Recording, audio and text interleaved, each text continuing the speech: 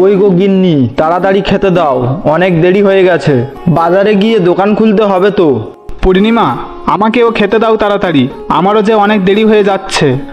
সে কি করে আসবে বলো তো? তোমার বউ তো এখনো ঘুমোচ্ছে। সে কি, এত বেলা হয়ে গেছে, পূর্ণিমা এখনো ঘুমাচ্ছে কেন? যাই, আমি গিয়ে তাকে ডেকে নিয়ে আসি। না না থাক, তোকে আর পূর্ণিমাকে ডাকতে হবে না। এত বেলা পর্যন্ত ঘুমোচ্ছে মানে নিশ্চয়ই ওর শরীর খারাপ হয়েছে। তুই বস, তোর বৌদি তোকে খেতে দিচ্ছে। খাওয়া দাওয়া করে তারপরে গিয়ে দেখিস পূর্ণিমার কি হয়েছে। হ্যাঁ গো, তোমার দাদা যা বলেছে তাই করো। আমি তোমাকে খেতে দিচ্ছি, খেয়ে নাও, তারপর গিয়ে দেখে এসো তোমার বউয়ের কি হয়েছে।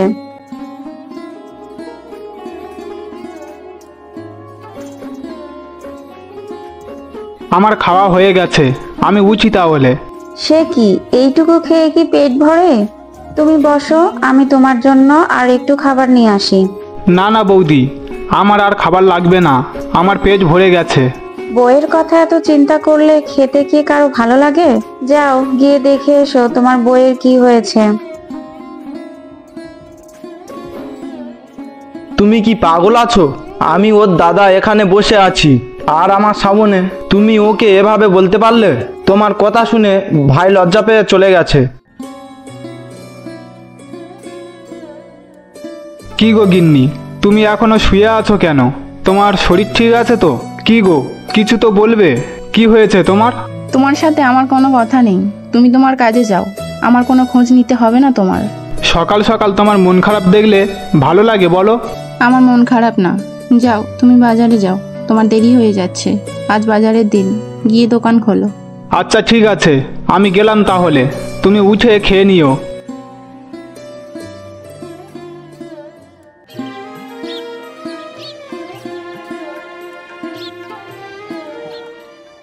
আরে বাবু, আপনি এখানে কি মনে করে? কোনো দরকার হলে আমাকে খবর দিতে পারতেন, আমি চলে যেতাম। আপনার এত কষ্ট করে আসবার কি দরকার ছিল বলুন তো? আমি না এসে আর কি করব বল? তুই তো 2 মাস ধরে আমার দোকানে ভাড়া দিইনিস। কি বলছেন কি বাবু? আমি তো আপনার দোকানের ভাড়া প্রতি মাসে জীবনের কাছে দিয়ে দিই, আমার তো কোনো টাকা পয়সা বাকি নেই বাবু। কিন্তু আমার খাতায় তো তোর 2 মাসের কোনো ভাড়া ওঠেনি। কি বলছেন কি বাবু? আমি তো প্রতি মাসের ভাড়া আপনার লোকের কাছে দিয়ে দিই। কার কাছে টাকা দিয়েছিস তুই? জীবনের কাছে? হ্যাঁ বাবু, আমি তো সেই প্রথম থেকে দোকানের ভাড়া প্রতি মাসে জীবনের কাছে দিয়ে দিই। তাই তো বলি, খাতায় গত 2 মাসের ভাড়া কেন ওঠেনি? কেন বাবু, কি হয়েছে? কোনো সমস্যা হয়েছে নাকি? হ্যাঁ রে, অনেক বড় সমস্যা হয়ে গেছে। ওই বেটা জীবন আমার অনেকগুলো টাকা নিয়ে পালিয়ে গেছে, তার কোনো খোঁজ পাওয়া যাচ্ছে না। জীবন এইভাবে পালিয়ে গেল? পালিয়ে যাবে কোথায়? চারিদিকে লোক লাগিয়ে দিয়েছি, একবার ওকে ধরতে পারি, তারপর দেখবো ও কোথায় পালায়।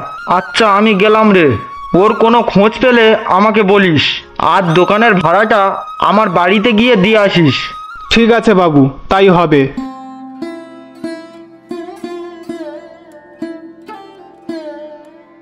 কি রে রতন, কি হয়েছে?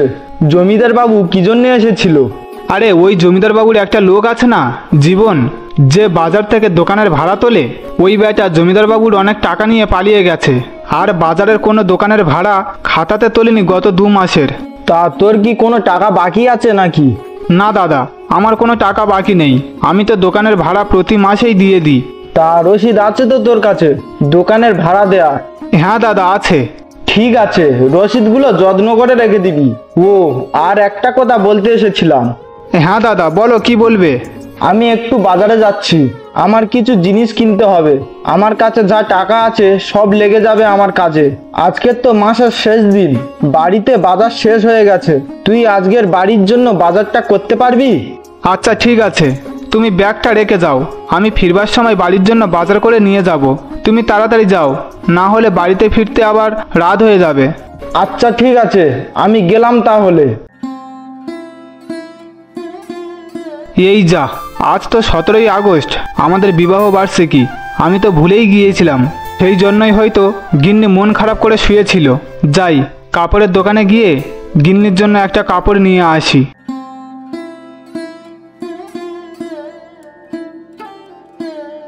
আরে দাদা, তুমি আমাদের দোকানে? তা কি লাগবে বলো? আমাকে একটা ভালো দেখে শাড়ি দাও তো, তোমার বৌদির জন্য। এই নাও দাদা, এই শাড়িটা নাও, খুব ভালো হবে। তা কত দেব দাদা? দাদা, দোকান বন্ধ করে দিচ্ছিলাম, তাই এখন কোনো দাম দর করবো না। 1300-1400 করে বিক্রি করছি, তুমি নিজের লোক, তাই তুমি 1000 টাকা দাও। দাদা তো আমাকে বাজার করতে বলেছে, আর আমার কাছে তো 1000 টাকাই পড়ে আছে। কি যে করি? ওদিকে গিন্নিও তো আবার মন খারাপ করে বসে আছে। কি এত ভাবছো দাদা? নাও নাও, লস হবে না তোমার। না দাদা, লস লাভের কথা বলছি না, আমার কাছে মাত্র 1000 টাকাই পড়ে আছে, আবার আমাকে বাজার করতে হবে, তাই কি করব ভাবছি আমি। দাদা, তুমি তো একজন ব্যবসায়ী, তাই ব্যবসার নিয়ম তো তুমি জানো। দোকান বন্ধ করার সময় হয়ে গেছে, না হলে আমি বলতাম টাকাটা পরে দিয়ে যেতে। তুমি এক কাজ করো, শাড়িটা আমি রেখে দেব, তুমি কাল এসে নিয়ে যেও। এই নাও টাকা, আমি বাজার কালকের সকালে করব।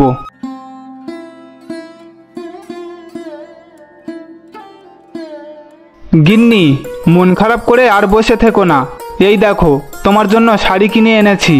কেন শাড়ি কিনতে গেলে কেন আবার? আজ তো আমাদের বিবাহ বার্ষিকী, এই দিনে আমি তোমাকে বিয়ে করে আমার বাড়িতে নিয়ে এসেছিলাম, তাই তোমার জন্য একটা শাড়ি কিনে এনেছি। তোমার মনে আছে তাহলে? আমার মনে হয় তুমি ভুলেই গেছো, তাই আমি মন খারাপ করে বসে আছি। আরে কি যে বলো না, আমি কি সেই দিনের কথা ভুলতে পারি নাকি? হয়েছে হয়েছে, এখন বসো, তোমাকে খেতে দিই।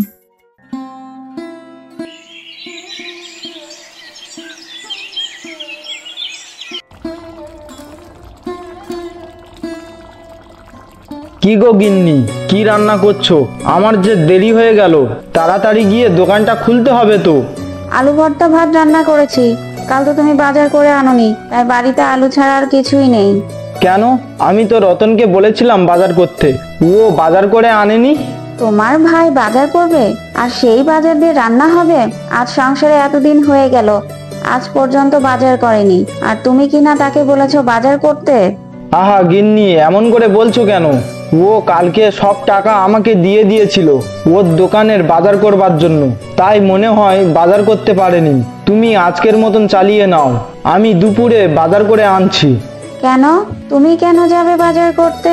তোমার ভাইকে বলবে বাজার করতে, আর তোমার ভাইয়ের বউকে বলবে রান্না করতে, তা নয় তো কি?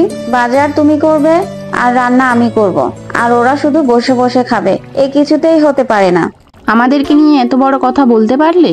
আমরা কিনা শুধু বসে বসে খাই? বেশ, আজ থেকে যার যার সংসার সে করবে, আমি থাকবো না আর এক সংসারে, আমরা আলাদা হয়ে যাব। কি ব্যাপার? কি হয়েছে এখানে? এত চেঁচামেচি কেন? আমি তোমার আর তোমার ভাইয়ের বউয়ের কথা আর শুনতে পারবো না। খাওয়াবে, আবার খাওয়ার খোঁটাও দেবে, এ আমি কিছুতেই মেনে নেব না। কি হয়েছে সেটা তো বলবে আমাকে। তুই কালকের বাজার করে আনিসনি বলে তোর বৌদি বলছিল, আর সেই কথা নিয়ে তোর বউ তিলকে তাল করছে।